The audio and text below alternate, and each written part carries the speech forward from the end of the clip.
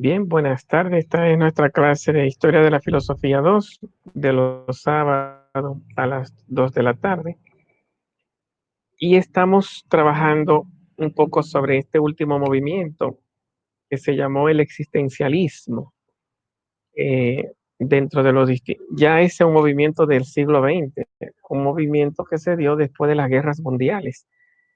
La humanidad sufrió tremendamente el no poder salir de la guerra, por lo menos la segunda, ¿verdad? La primera duró 4 años, del 14 al 18.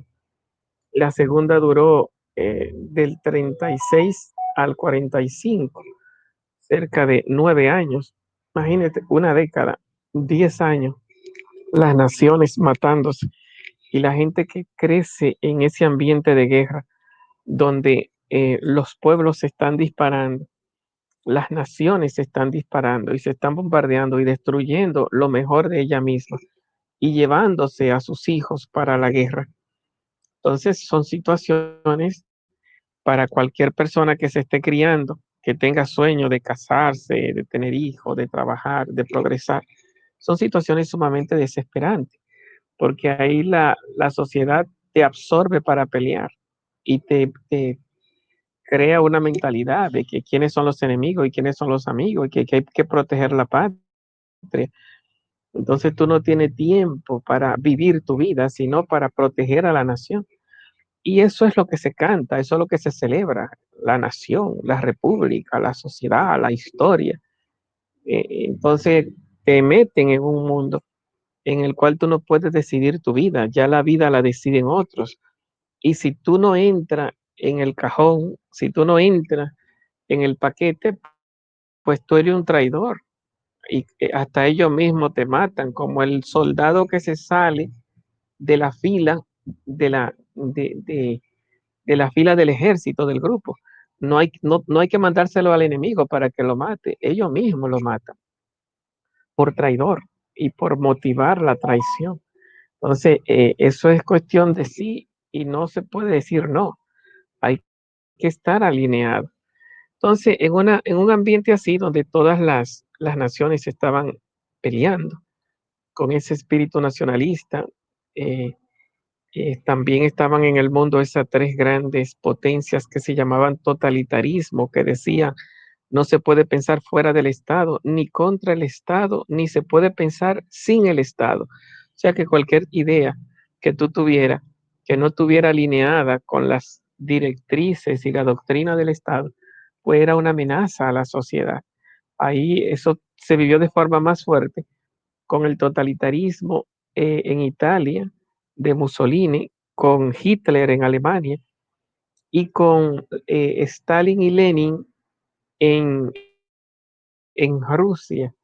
Una mentalidad sumamente acérrima, eh, en la que uno no podía pensar su propia vida ni respirar su propio aire. Había que ser soldado de la nación, militante de la nación. Bueno, pues cuando termina esa guerra, entra el sentimiento de pesadumbre, ¿no? Una sociedad devastada, una sociedad con las calles destruidas, con los edificios, sus mejores edificios deshechos, unos hombres que volvían de la guerra a su casa y ya tenían 10, 5, 6 años que no veían a su familia y había que comenzar una nueva vida. Prácticamente su familia eran los soldados, los grupos de guerra. Entonces volvían con este espíritu destrozado, acostumbrado a matar y a que lo maten y a estar defendiendo la vida y salvando a los suyos. Entonces ahora vienen a trabajar, el sueño de la esposa, el sueño de la casa.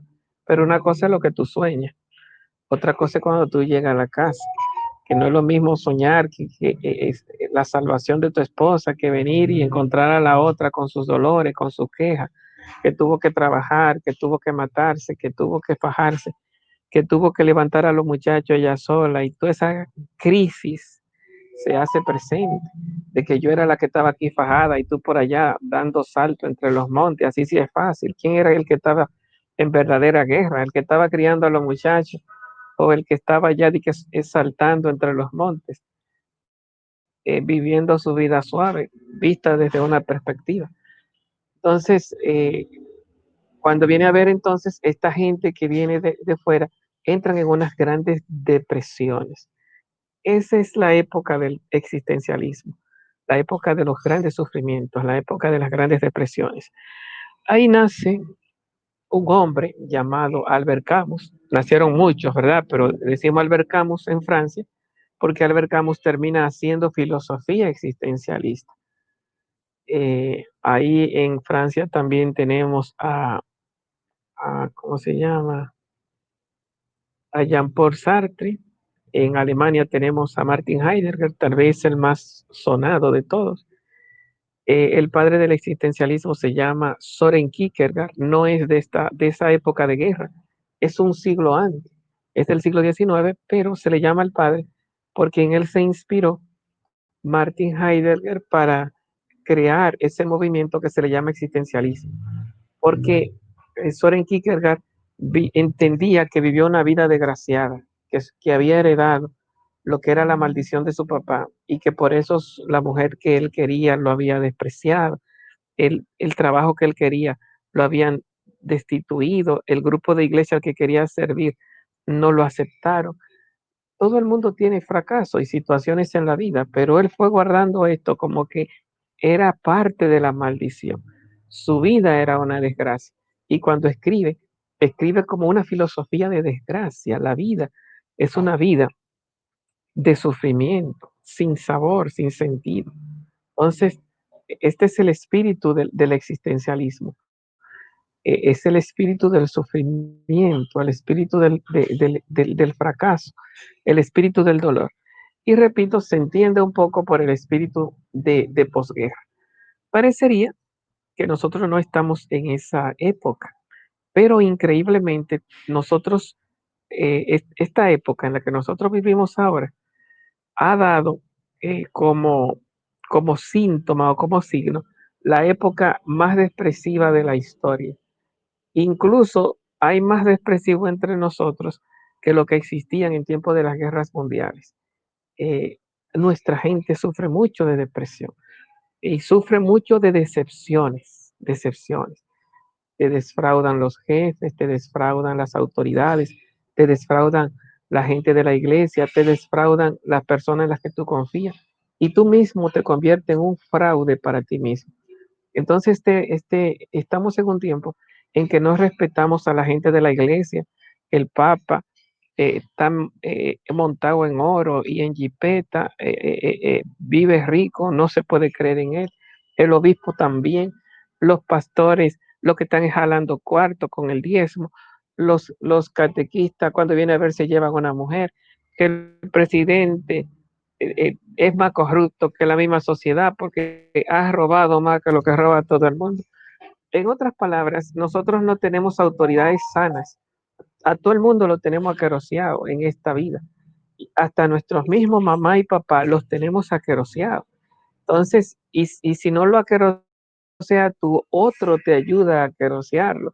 Los profesores, la escuela, te ayudan a aquerosear a tu propio papá. Entonces tú no puedes ver en tu papá una autoridad, alguien en quien amar y confiar. No, es un abusador, es un explotador. Estamos llenos de toda la miseria que tienen nuestros padres, que tienen nuestras madres, que tienen nuestras autoridades. Entonces tú te encuentras en la vida que no tienen quien creer. Entonces tú no crees en nadie. Entonces estamos en una sociedad depresiva en la que nadie cree en nadie, en la que tú no puedes confiarte. Entonces, ¿qué tú buscas? Ganar tu cuarto y hacer lo que te da la gana, salvar la vida. Y eso es no tener valores. Eso es vivir en una vida depresiva, en que, bueno, todo el mundo hace lo que le da la gana, yo voy a hacer lo que me da mi gana. Entonces, cuando tú no tienes valores, metas, proyectos, un sentido para vivir, hacer familia, cultivar una profesión, servir a la patria, morir por Dios, por los demás. Cuando tú no tienes valores, el fin es la depresión. Eso tenemos nosotros. Tal vez no estamos en la guerra mundial, pero no es necesario que haya guerra mundial para que nos estemos matando unos con otros. Desde que hay una persona que con un dinerito está por ahí y se cayó y está inconsciente, no hay que buscar los atracadores, uno mismo se los roba los cuartos. Y uno no entiende que está robando. simplemente es una oportunidad y si uno no se lo lleva, entonces uno es un pendejo. Es como donde estamos metidos, ¿no? Estamos metidos como en una sociedad que no tiene valores. Y en ese sentido, el resultado es la depresión, el sinsentido, el para qué yo sirvo. Porque antes tú decías, tengo que vivir por mi papá, tengo que vivir por mi mamá, tengo que vivir por la patria, tanto que mi jefe ha hecho por mí, tengo que dar la vida. Pero tu jefe está queroseado, tu papá está queroseado, tu mamá está queroseada, hasta tus hijos están queroseados. Tú no tienes por quién vivir. Porque si la Biblia dice que el sentido de la vida es amor, y tú a todos los que tú amas lo tienes aqueroseado, pues tú entras en la depresión, porque entonces tú no le tienes sentido a la vida, porque no hay una razón para morir, no hay una razón para vivir. Hasta en la misma Biblia aparece la historia de Sara, no sé si ustedes han leído esa historia, eh, que no sé, que tuvo 7 hombres y los 7 se murieron.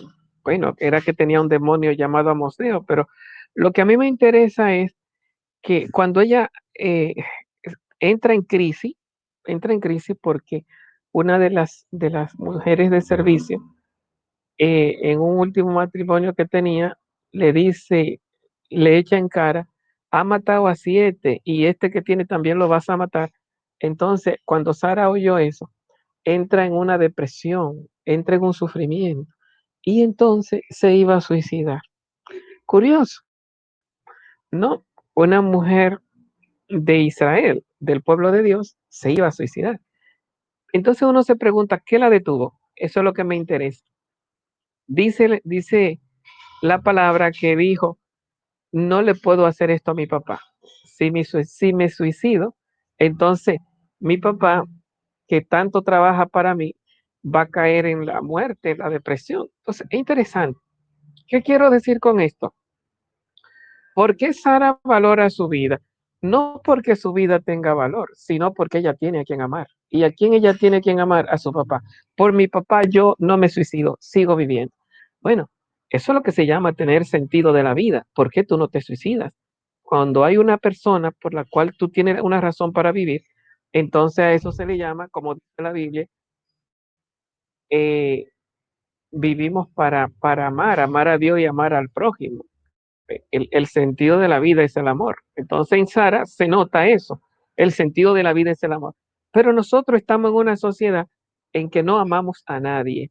Queremos matar a nuestro padre para que suelten los cuarticos rápido y que suelten la casa para repartirnos los cuartos entre los hermanos y mi hermano es mi enemigo porque quiere más que yo. Entonces de repente, si no tenemos a quien amar, el sentido de la vida, lo que nos da sentido se pierde. Y si no tenemos sentido de la vida, pues entonces caemos en la depresión. Entonces hace falta la filosofía, buscar el para qué vivir, el para qué encontrar una razón para vivir. ¿Qué hizo el existencialismo? Cultivó el sinsentido. Vivir no sirve de nada, decía Heidegger. El hombre es un ser para la muerte. ¿Para qué vivimos? Desde que tú naces estás sentenciado a muerte. Venimos de la nada y volvemos a la nada. Por lo tanto, como diría San Pablo, comamos y bebamos, que mañana moriremos. Esta es una vida de oportunidades. Ese es el espíritu del existencialismo. Entonces entra en escena Albert Camus, que también le tocó vivir una vida desgraciada, ¿no? Albert Camus, huérfano de padre, viviendo en la miseria, con sus hermanos en la guerra, viviendo entre mujeres, en sus hermanas y su mamá, y que no podía ponerse, ni lo querían para la guerra, porque sufría de tuberculosis, era tísico, como decían ellos, tis, tenía tisis, era tísico. En ese tiempo, la, esa enfermedad no tenía cura. Lo apartaban para que no contagie a los otros, porque también es contagiosa la tuberculosis. Entonces, el tuberculoso se caracteriza por tener una tos seca y profunda y por comenzar como a enflaquecerse. Y si además de eso, la gente te saca el cuerpo para no contagiarse contigo, es un poco como los leprosos en tiempo de Jesús que andaban con una campanita para que la gente salga huyendo. Oye, un leproso, leproso. Y salían corriendo para ni siquiera sentir la respiración. Bueno, pues eh, esta vida de este muchacho, de Albert Camus, eh, denme un minuto.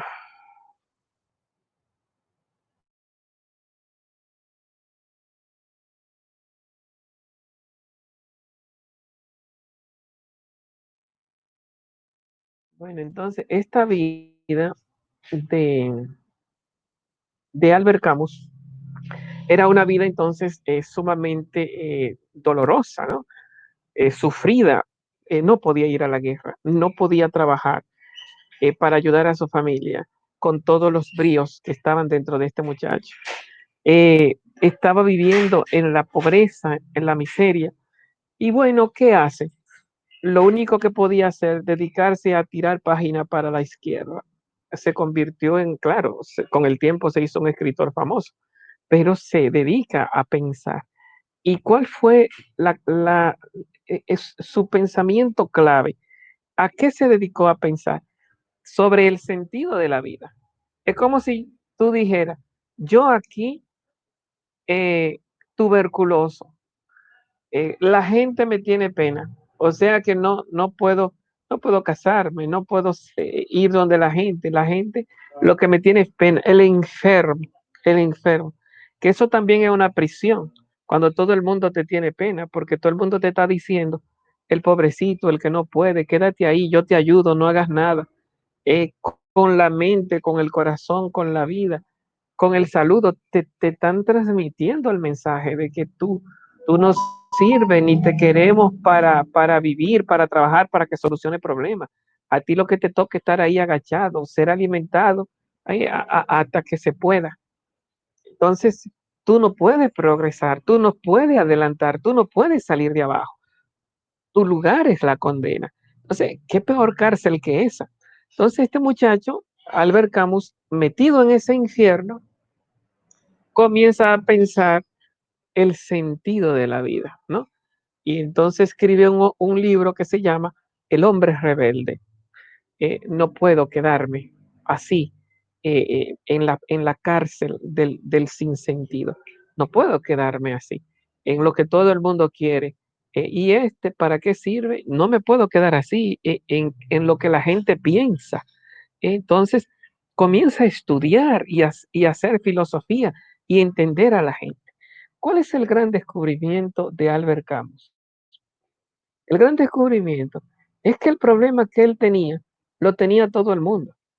Él era tuberculoso, pero él entendió en un momento que todo el mundo era tuberculoso.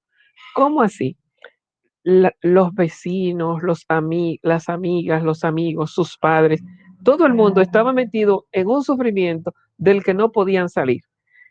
Cuando se ponía a escuchar a la gente y a tratar de entender a la gente, todo el mundo o tenía un enemigo, que fulano me ha desgraciado la vida o que me está desgraciando la vida, que no me deja vivir, que esa maldita mujer, que sé yo cuánto.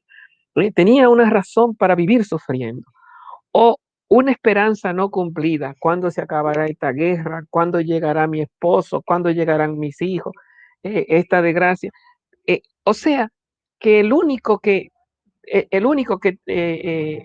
era el único que tenía una queja para vivir la vida, sino que él no encontró a nadie que no tuviera una queja. Todo el mundo tenía una queja en la vida, tenía una razón para morir.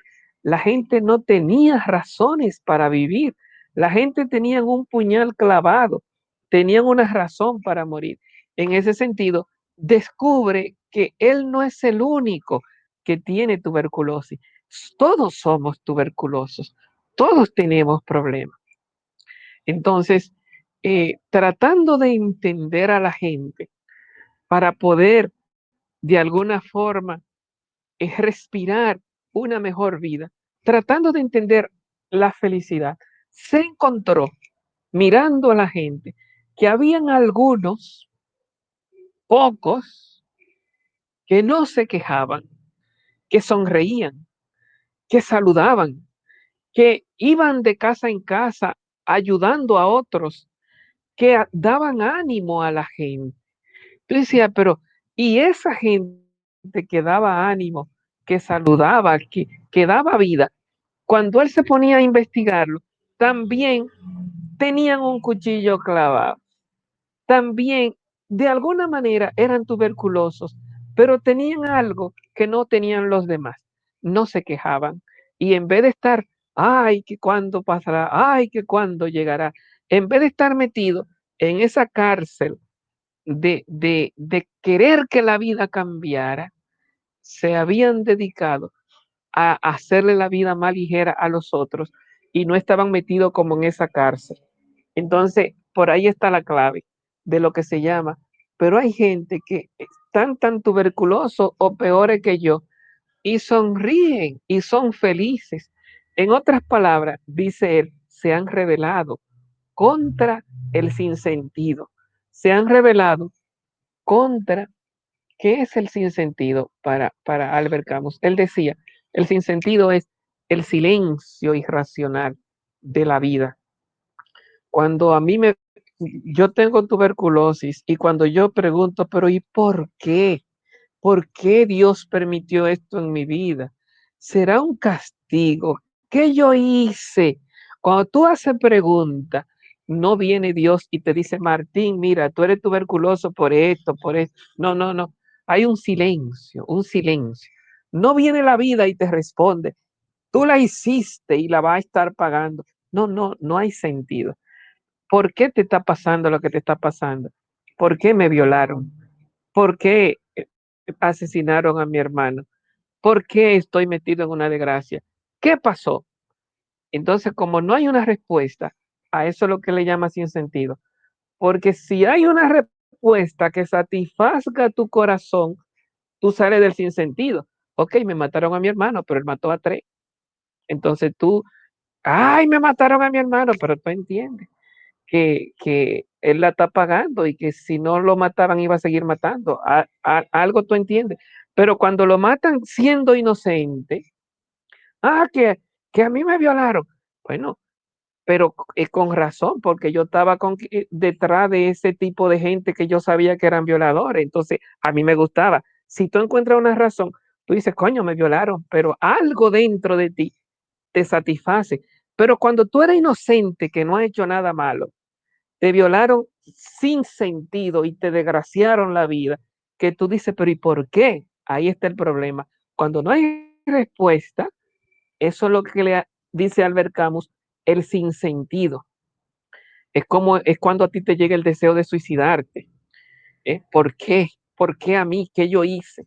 Cuando a ti te llega el sentido de tirarte por el puente, Dios mío, mátame, ¿por qué tú me estás haciendo esto? ¿Qué yo hice? Cuando tú no encuentras respuesta, eso Albert Camus le llama también situaciones límites o sin sentido. Entonces, ¿qué pasa? Que Albert Camus no tenía la respuesta a su situación.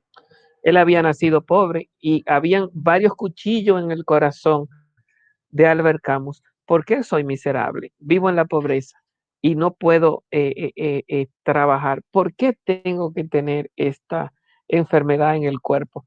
Eh, la, la tisis, la tuberculosis. ¿Por qué tengo que vivir en la miseria en medio de esta situación?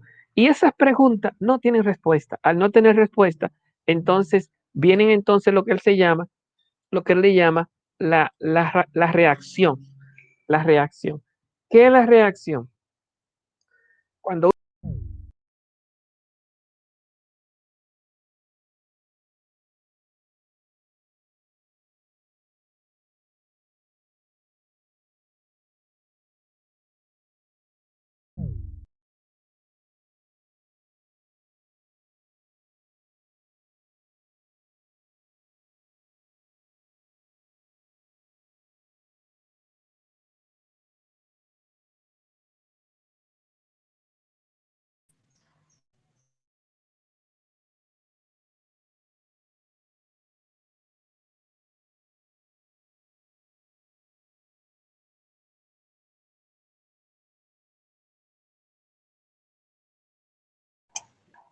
Al parecer se le fue la luz al maestro.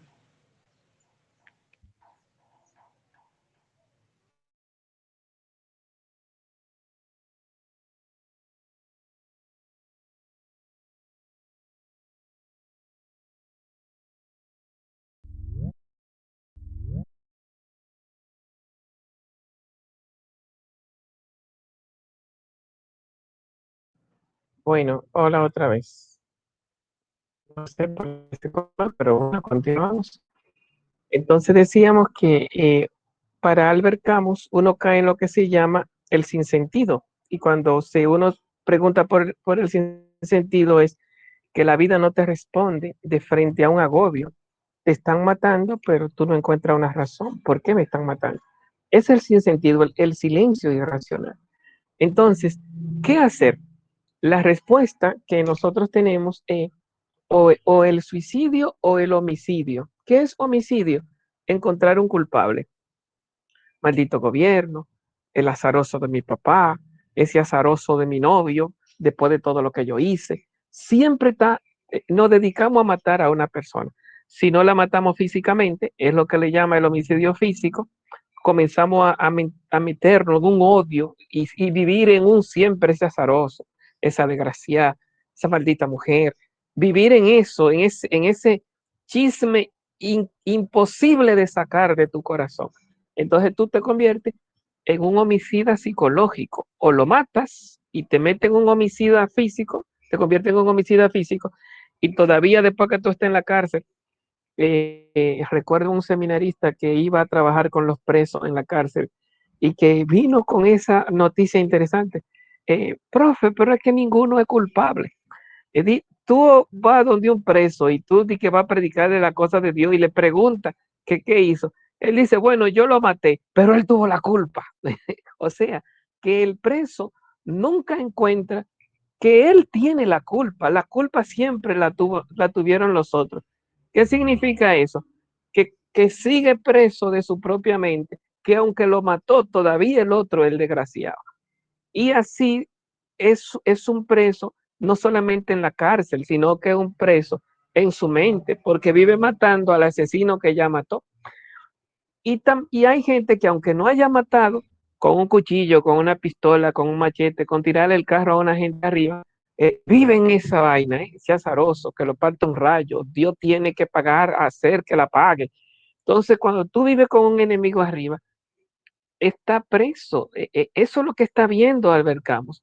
La gente que está alrededor de él o son suicidas o son homicidas. ¿Por qué?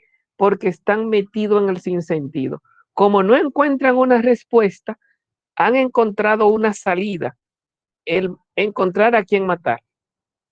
Y el estar matando parece que nos embulla, nos entretiene, el estar encontrando culpable, como cuando Dios le pregunta a Adán, ¿comiste? Y no dice, sí, Señor, no dice sí, lo que dice fue, la mujer que me diste como esposa me engañó y comí. O sea que saca el dedo para afuera, en vez de decir la pregunta, ¿comiste? La pregunta no fue, ¿te hicieron comer? La pregunta fue, ¿comiste? Y eso nada más es sí o no. Y entonces lo que hace que saque el dedo la mujer. Y cuando va donde la mujer y Dios le pregunta, ¿por qué hiciste esto? Entonces la mujer no dice, porque, sino que tira el dedo para afuera también, la serpiente. Entonces, eso es muy viejo. Entonces, esa forma que está viendo el homicida, el encontrar a quien matar, ¿eh? Tiene un problema con tu jefe en el trabajo, llega a la casa encoñado, como dice mi esposa, y de repente viene tu esposa, Martín, coño, quítateme de ahí. Entonces la paga con tu esposa. Y llega la esposa y se mete en la cocina y viene el hijo, mami, estos muchachos del diablo no me dejan vivir tranquila. Entonces la esposa la paga con el muchacho. Y llega el muchacho y ve al gato que va pasando y ¡pum! Le da una patada al gato. Bueno, estamos siempre encontrando a quién matar. Estamos siempre buscando con quién desquitarnos. Como si, y como que encontramos como una droga, como un gusto, en el desquite. Bueno, pues a eso es lo que él le llama Albert Camus el homicida. Nos convertimos en homicida. Cometemos la injusticia. ¿Por qué? Porque no le encontramos sentido a la vida. ¿Y qué es el sinsentido? Que la vida no nos responde de frente a las frustraciones. El hombre frustrado es el que tiene un sueño, quiere algo y hay un impedimento. Quiere salud y no la puedes tener. Quiere felicidad y no te da la felicidad que tú quieres. Entonces esa frustración te hace convertirte en homicida. Hay otros que se convierten en suicidas o se matan ellos, se tiran por el puente. Eso, y dice que el cuerpo mismo como que se va en contra del suicidio, por eso muchos no se suicidan. Y hay otros que se convierten en suicidas psicológicos, o sea, se matan a ellos mismos, droga, sexo, porno, ¿eh? Se dedican como a enterrar su mente en no pensar. Toda la vida es una desgracia y se meten como ese amargue. Yo soy un perro, yo no sirvo, está bueno que me pase. Entonces se meten en una especie como de consumo de amargura. Entonces, ese es el suicida. El homicida o es físico o es psicológico. El suicida o es físico o es psicológico. Y llega Albert Camus. El homicida y el suicida han sucumbido ante el sinsentido. Entonces, ¿qué hacer para no sucumbir ante el sinsentido? Rebelarse. ¿Y cómo uno se revela? Hacer lo que hace la gente buena, los que sonríen, los que cantan, los que saludan, que tienen el cuchillo clavado igual que los otros, pero parece que no están en esa onda, como que no están en ese canal, están como en otra vida, visitan a la gente, son amables, saben trabajar, saben dar vida. Y dice Albert Camus, estas son la gente que ayudan a vivir y creó una nueva palabra, que es la palabra clave, solidaridad. Esa es la mejor palabrita de Albert Camus. Solidaridad no es que yo vaya a ayudar a uno que está jodido. Eso es lo que le llamamos solidaridad. Mira que se le cayó la casa. Hay que ser solidario. Vamos a construirla y vamos todito para allá con clavo, con madera. Solidario es ayudar a otro, pero eso no es lo que Albert Camus le llama solidaridad. Solidario es el que está jodido, más jodido que yo, y que vive mejor que yo. Le está sonriendo a la vida. Y es como si yo dijera, coño, pero si ese está peor que yo y está gozando, ¿y por qué yo tengo que estar de que, ay, que tengo tuberculosis, ay, que mi esposo, ay, porque mira, doña fulana está peor que yo y está cantando todos los días y saludando a la gente y buscando hacer el bien. Entonces, eso es lo que le llama solidaridad.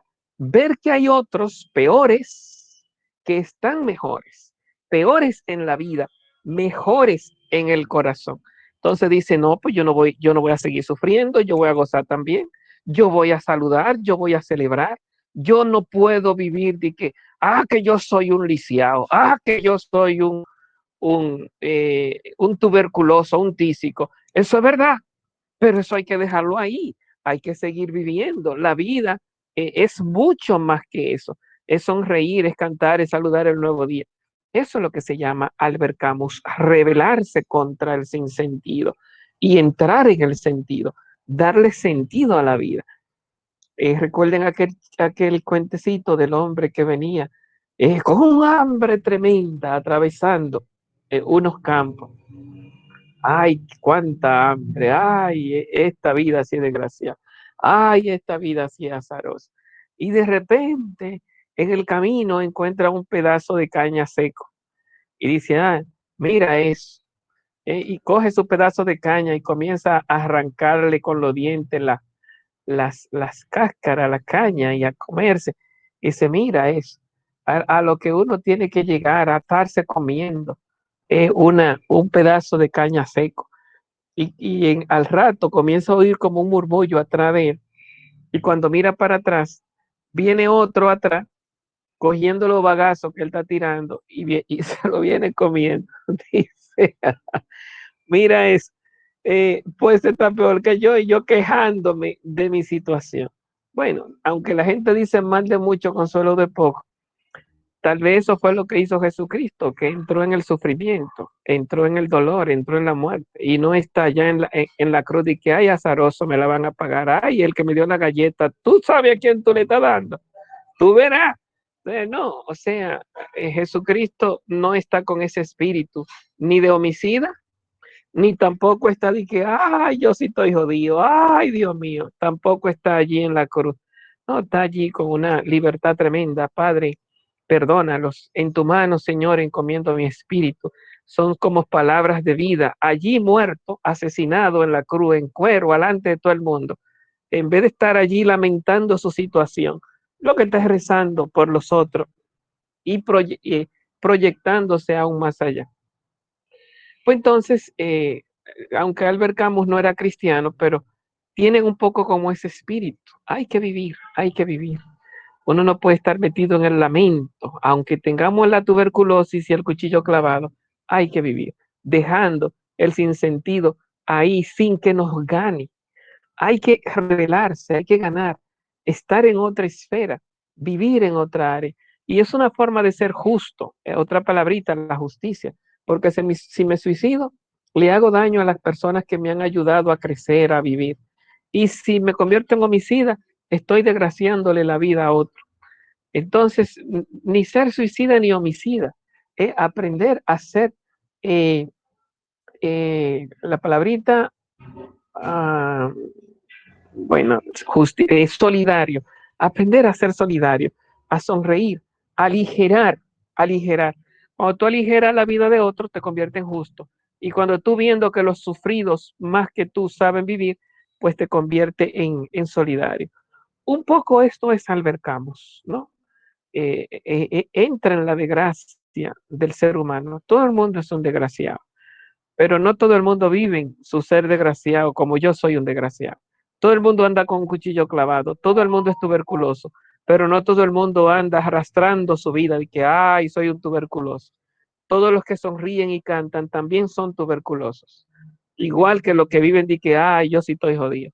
Entonces, unos se han rebelado contra el sinsentido y otros están presos en el sinsentido y están viviendo en homicida o en suicida, queriendo que la vida la pague, queriendo que la vida le devuelva, como si la vida le fuera a devolver algo. Eso es el sinsentido, que la vida ni te devuelve ni te dice nada, sino que te niega lo que tú quieres. Entonces, aprender a revelarse no es ya pedirle a la vida que te dé, sino tú darle a la vida. Y eso es la grandeza de Albert Camus, convertirte tú en feliz cuando todo está mal. Mateo Andrés decía esa palabrita que a mí me fue difícil entenderla. Estar bien cuando todo está mal. Parece cosa de loco. Estar bien cuando todo está mal. Que no dependa tu felicidad de lo que te está pasando por fuera. Siempre hay razones para estar mal. Siempre. Eso nunca va a salir de tu vida. Jesucristo habla de coger la cruz de todos los días. No de un día, ni de 2 días, sino de todos los días. Jesucristo. O sea que el dolor va a llegar a tu vida todos los días. Y Jesucristo dice, dichosos los que sufren, dichosos los que lloran. No dice dichosos los sin cruces. Ay de aquel que la vive pasando bien. Eso no es lo normal. Lo normal es que estemos como pagando una pena, sufriendo. Jesucristo que nació pobre y muere crucificado y era inocente. Entonces, el sufrimiento nunca se va a apartar de nuestra misa, de nuestra vida. El problema no es que estemos sufriendo, el problema es cómo vivimos. Si vivimos vencido por el sufrimiento, entonces Albert Camus entiende que el sinsentido nos vence. O por encima, lo dejamos ahí y damos vida. No esperemos que la vida nos dé vida, sino que nosotros le damos vida a la vida. Saludamos, sonreímos, buscamos el bien de los demás. Entonces, ese es el vencedor, ese es el, como le llama Albert Camus, el rebelde, el hombre rebelde, el que no se ha sometido a las eh, al sinsentido, al dolor que la vida nos depara.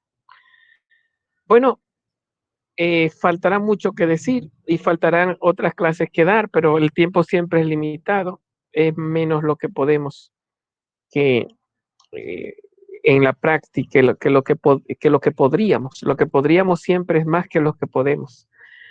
La próxima clase ya tendrá su examen final, entraremos por la plataforma de Zoom y lo estaré recibiendo uno por uno. Entra uno, sale otro. Recuerden entonces preparar un filósofo de lo que hemos visto o un tema de la clase que hemos visto y entonces saber defenderlo. Yo siempre pregunto, ¿de qué le sirvió esta materia? ¿Qué usted esperaba de esta clase? ¿Qué encontró en ella? ¿De qué le sirvió a su vida personalmente? Si fue que le sirvió de algo. Más o menos son las preguntas que yo suelo hacer. Y lógicamente, ¿qué tema usted preparó? O sea, de lo que hemos visto en clase Y usted me dice, y yo comienzo a hacerle preguntas sobre ese tema que usted preparó, a ver qué tanto lo domina. Y de acuerdo a cómo usted se maneje, pues se gana sus 30 puntos. Los otros 30 puntos de asistencia y los otros 30 de un trabajito que tiene que estar en el correo mastacio29 arroba uas.edu.do. Se lo voy a mandar por el WhatsApp. Entonces, donde tienen que mandarme el trabajito y la evaluación del profesor para entonces cerrarle ahí sus 100 puntos. Si no tienen alguna pregunta o alguna intervención, díganla ahora. O si alguno faltó por la lista.